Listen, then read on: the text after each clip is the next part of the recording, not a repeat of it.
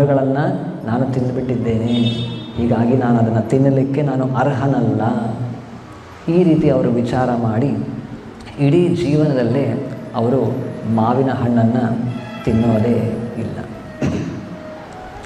ಅದಾದ ನಂತರ ಅವರಿಗೆಲ್ಲ ವಿದ್ಯಾಭ್ಯಾಸ ಆಗತ್ತೆ ಕಲ್ಕತ್ತಾದಲ್ಲಿ. ಕೆಲವು ಪಾಯಿಂಟ್ಸನ್ನು ಓದಿ ಹೇಳ್ತೇನೆ ನಾನು. In his childhood he quickly mastered the Vedas, memorized the Bhagavad Gita and relished his father's philosophical works. He became known as the living encyclopedia for his vast knowledge. ಸಣ್ಣ ವಯಸ್ಸಿನಲ್ಲೇ ಇಡೀ ಭಗವದ್ಗೀತೆ 700 ಶ್ಲೋಕಗಳನ್ನು ಕಂಠಪಾಠ ಮಾಡಿರುತ್ತಾರೆ, ಮೆಮೊರೈಸ್ ಮಾಡಿರ್ತಾರೆ. ಎಲ್ಲ ಬೇರೆ ಬೇರೆ ವೇದಗಳನ್ನು, ಶಾಸ್ತ್ರಗಳನ್ನು ಅವರ ತಂದೆಯ ಅಧೀನದಲ್ಲಿಟ್ಟುಕೊಂಡು ಎಲ್ಲವನ್ನು ಓದಿರ್ತಾರೆ, ಅಧ್ಯಯನ ಮಾಡಿರ್ತಾರೆ. ಮತ್ತು ಅವರ ಮೆಮೊರಿ ಎಷ್ಟರ ಮಟ್ಟಿಗೆ ಇರುತ್ತೆ ಅಂದರೆ ಅವ್ರ ನೆನಪಿನ ಶಕ್ತಿ ಅವ್ರನ್ನ ಲಿವಿಂಗ್ ಎನ್ಸೈಕ್ಲೋಪೀಡಿಯಾ ಅಂತ ಕರೀತಿರ್ತಾರೆ. ಏನು ಕೇಳಿದ್ರು ಪ್ರತಿಯೊಂದಕ್ಕೂ ಉತ್ತರ ಇದೆ. ಯಾವ ಮೂಲೆಯಲ್ಲಿ ಯಾವ ಶ್ಲೋಕ ಕೇಳಿದ್ರೂ ಕೂಡ ಎಲ್ಲವೂ ಕೂಡ ಅವರಿಗೆ ಕಂಠಸ್ಥವಾಗಿದೆ. ಅಂತಹ ಮಹಾನ್ ಮೇಧಾವಿಗಳಿರ್ತಾರೆ. He preached convincingly against casteism and philosophical deviations from Gaudiya Vaishnavism. He tried to unite the 4 Vaishnava Sampradayas by publishing their teachings. 4 ಸಂಪ್ರದಾಯಗಳಿವೆ. ಭಗವಂತ ಈ ಭಗವದ್ ಜ್ಞಾನವನ್ನು ವಿಸ್ತರಿಸಲಿಕ್ಕೆ, ಹಂಚಲಿಕ್ಕೆ ಬ್ರಹ್ಮ ಸಂಪ್ರದಾಯ, ಕುಮಾರ ಸಂಪ್ರದಾಯ, ಶ್ರೀ ಸಂಪ್ರದಾಯ ಮತ್ತು ರುದ್ರ ಸಂಪ್ರದಾಯ, ಈ ರೀತಿ 4 ಸಂಪ್ರದಾಯಗಳಿವೆ. ನಾವು ಯಾವ ಸಂಪ್ರದಾಯಕ್ಕೆ ಸೇರ್ತೇವೆ? ಬ್ರಹ್ಮ ಮಾಧ್ವ ಗೌಡೀಯ ಸಂಪ್ರದಾಯ, ಬ್ರಹ್ಮದೇವರಿಂದ ಪ್ರಾರಂಭ ಆಗಿತ್ತು. ಇದೇ ರೀತಿ 4 ಬೇರೆ ಬೇರೆ ಸಂಪ್ರದಾಯಗಳಿವೆ.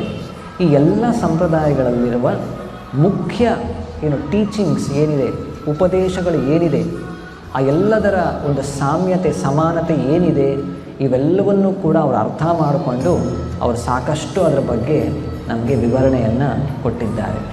ಯಾಕೆಂದರೆ ಎಲ್ಲ ಸಂಪ್ರದಾಯಗಳ ಮುಖ್ಯ ಉದ್ದೇಶ ಏನು ಅಂದರೆ ಕಂಡೀಷನ್ ಲಿವಿಂಗ್ ಎಂಟಿಟೀಸ್, ಬದ್ಧ ಜೀವಿಗಳನ್ನು ಹೇಗೋ ಏನೋ ಭಗವಂತನ ಬಳಿ ಕರ್ಕೊಂಡು ಬರೋದು, ಭಗವಂತನ ಮೇಲೆ ಅವರಿಗೆ ಭಕ್ತಿ ಪ್ರೇಮವನ್ನು ಜಾಗೃತಗೊಳಿಸೋದು, ಇದೇ ಎಲ್ಲ ಸಂಪ್ರದಾಯಗಳ ಉದ್ದೇಶ. ಆದರೆ ಆ ಸಂಪ್ರದಾಯಗಳಲ್ಲಿ ಆಚರಣೆಗಳು ಈ ಉದ್ದೇಶವನ್ನು ಈಡೇರಿಸ್ಕೊಳ್ಳಿಕ್ಕೆ ಬೇಕಾದಂತಹ ರೂಲ್ಸ್ ರೆಗ್ಯುಲೇಷನ್ಸ್ ಇರ್ಬೋದು, ಆ್ಯಕ್ಟಿವಿಟೀಸ್, ಆಚರಣೆಗಳು, ಸಾಧನೆಯ ಒಂದು ವಿಧಾನಗಳಿರ್ಬೋದು, ಅದು ಬೇರೆ ಬೇರೆಯಾಗಿರಬಹುದು. ದೇಶ, ಕಾಲ, ಪಾತ್ರಕ್ಕೆ ಅನುಗುಣವಾಗಿ ಆಚಾರ್ಯರು ಅದೆಲ್ಲವನ್ನು ಹಾಕ್ಕೊಟ್ಟಿದ್ದಾರೆ. ಆ ಎಲ್ಲದರ ಮೂಲ ಉದ್ದೇಶ ಏನು? ಭಗವಂತನ ಮೇಲೆ ಅಥವಾ ಭಗವತ್ ಪ್ರೇಮವನ್ನು ಪಡ್ಕೊಳ್ಳೋದು. ಈ ಎಲ್ಲ ವಿಚಾರವನ್ನು ಅವರು ಸಾಕಷ್ಟು ಹೇಳಿದ್ದಾರೆ. ಮತ್ತು he earned the title Simhaguru for his fearless and powerful delivery of the Vaishnava Siddhanta. Mayavadis would cross the street to avoid confronting the lion guru. Besides being a courageous preacher, he was ornamented with all divine qualities and full of ecstatic love of God. ಅವರು ಹೇಗೆ ಭಗವಂತನ ಭಕ್ತರಲ್ಲಿ ಕಾಣಬೇಕಾದಂತಹ ಎಲ್ಲ ಬಗೆಯ ವಿನಮ್ರತೆ, ಮೃದು ಸ್ವಭಾವ ಎಲ್ಲವನ್ನು ಕಾಣ್ತೇವೆ. ಅದರ ಜೊತೆಯಾಗಿ ಅವರು ಹೇಗೆ ಮಾಯಾವಾದಿಗಳು, ನಿರಾಕಾರವಾದಿಗಳು ಅವರನ್ನು ಕಂಡಾಗ ಅವರ ಮಾತನ್ನು ಯಾರಿಗೂ ಕೂಡ ಖಂಡಿಸಲಿಕ್ಕೆ, ಅವರ ವಾದವನ್ನು ಯಾರು ಕೂಡ ಮುರಿಲಿಕ್ಕೆ ಸಾಧ್ಯ ಆಗ್ತಿರಲಿಲ್ಲ. ಅಷ್ಟು ಹಿ ಪ್ರೀಚ್ಡ್ ವಿಗರಸ್ಲಿ, ದಿಟ್ಟತನದಿಂದ, boldly he use to confront them. ಹೀಗಾಗಿ ಅವರನ್ನ ಸಿಂಹಗುರು ಅಂತ ಕರೀತಿರ್ತಾರೆ. ಅವರ ಗರ್ಜನೆ ಮಾಡಿದ್ರೆ ಬೇರೆ ಯಾರೂ ಅವ್ರ ಮುಂದೆ ಉಳಿಲಿಕ್ಕೆ ಸಾಧ್ಯ ಇಲ್ಲ. ಆ ರೀತಿ he established 64 Gaudiya Math temples in India and centers in Burma, England and Germany. ನಾವು ಪ್ರಭುಪಾದರ ಬಗ್ಗೆ ಹೇಳ್ತೇವೆ, ಎಲ್ಲ ವಿದೇಶಗಳನ್ನು ಪ್ರಯಾಣ ಮಾಡಿ ಹೇಗೆ ಪ್ರಚಾರ ಮಾಡಿದ್ದಾರೆ. ಅದಕ್ಕೆ ಮುಂಚೆ ಅವರ ಗುರುಗಳು ಇದನ್ನು ಪ್ರಾರಂಭ ಮಾಡಿದ್ದು. ಅವರ ಕಾಲದಲ್ಲೇ 64 ಗೌಡಿಯ ಮಠಗಳನ್ನು ಸ್ಥಾಪನೆ ಮಾಡ್ತಾರೆ. ಅದರಲ್ಲಿ ಕೆಲವು ಯಾವುದು ಬರ್ಮಾ, ಇಂಗ್ಲೆಂಡ್ ಮತ್ತು ಜರ್ಮನಿ ಕೆಲವರು ಶಿಷ್ಯರನ್ನು ವಿದೇಶಕ್ಕೂ ಕೂಡ ಕಳಿಸಿ ಅಲ್ಲಿ ಕೂಡ ಏನು ಈ ಒಂದು ಗೌಡಿಯ ವೈಷ್ಣವ ಸಿದ್ಧಾಂತದ ಪ್ರಚಾರಕ್ಕಾಗಿ ಮಠಗಳನ್ನು ಸ್ಥಾಪನೆ ಮಾಡ್ತಾರೆ. ನೋಡಿ, ಇಲ್ಲಿ ನಾವು ನೆನಪು ಮಾಡಿಕೊಳ್ಬೇಕು, ಪ್ರಭುಪಾದರು ಇದ್ದಂಥ ಅವರು ವಿದೇಶಕ್ಕೆ ಪ್ರಯಾಣ ಮಾಡಿದ್ದು 1965 1965ನೇ ಇಸ್ವಿಯಲ್ಲಿ. ಆಗ ಏನೋ ಒಂದು ವಿಮಾನಯಾನ ಇರ್ಬೋದು, ಕಮ್ಯುನಿಕೇಷನ್ ಇರ್ಬೋದು, ಇದೆಲ್ಲ ಸಾಕಷ್ಟು ಬೆಳೆದಿರುತ್ತೆ. ಆ ಎಲ್ಲವನ್ನು ಕೂಡ ಉಪಯೋಗಿಸಿ ಪ್ರಭುಪಾದರು ಜಗತ್ತಿನಾದ್ಯಂತ 14 ಬಾರಿ ಪರ್ಯಟನೆ ಮಾಡಿ 108 ದೇವಸ್ಥಾನಗಳನ್ನು ಸ್ಥಾಪನೆ ಮಾಡಿದ್ದಾರೆ. ಹೇಗೆ ಈ ಕೃಷ್ಣ ಪ್ರಜ್ಞೆ ಆನಂದವನ್ನು ಬೆಳೀತು.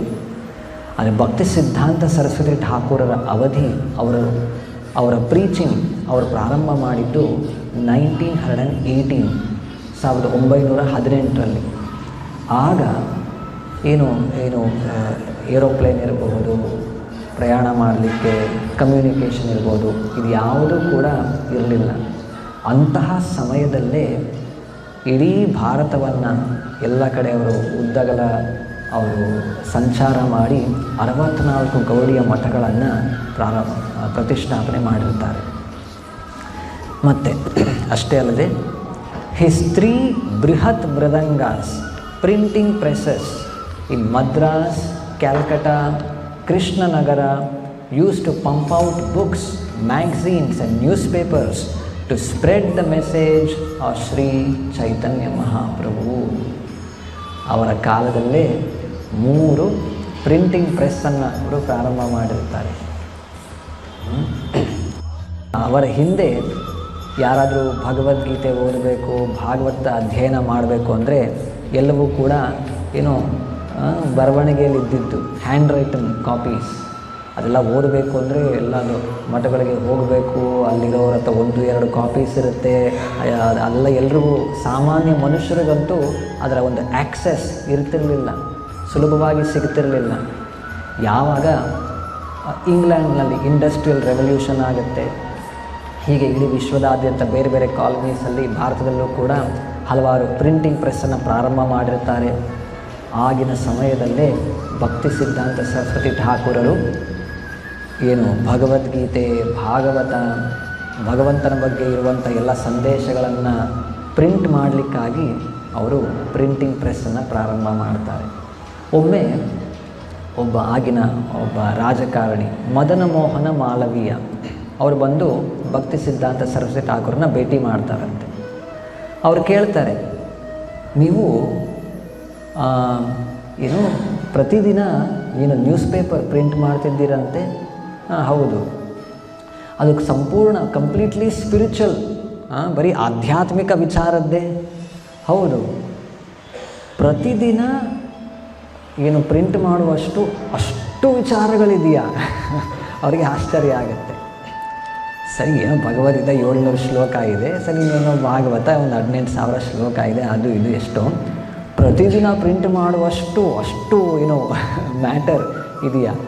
ಅವರಿಗೆಲ್ಲ ಏನೋ ನ್ಯೂಸ್ ಪೇಪರ್ ಅಂದರೆ ಏನು, ರಾಜಕಾರಣಿಗಳಿರ್ಬೋದು, ಅವ್ರಿಗೆಲ್ಲ ಹೋದರು, ಏನು ಮಾಡಿದ್ರು, ಅಥವಾ ಇನ್ಯಾವುದೋ ಸಿನಿಮಾ ತಾರೆ ಇರ್ಬೋದು, ಸ್ಪೋರ್ಟ್ಸ್ ಪರ್ಸನ್ಸ್ ಇರ್ಬೋದು, ಅವ್ರ ಬಗ್ಗೆ ಎಲ್ಲ ಕೊಟ್ಟಿರ್ತಾರೆ ಅದರಲ್ಲಿ. ಕೃಷ್ಣನ ಬಗ್ಗೆ ಆಧ್ಯಾತ್ಮಿಕ ವಿಚಾರ ಅಷ್ಟೆಲ್ಲ ಇದೆಯಾ ಹೇಳೋದು? ಅವರಿಗೆ ಬಹಳ ಆಶ್ಚರ್ಯ ಆಗುತ್ತೆ.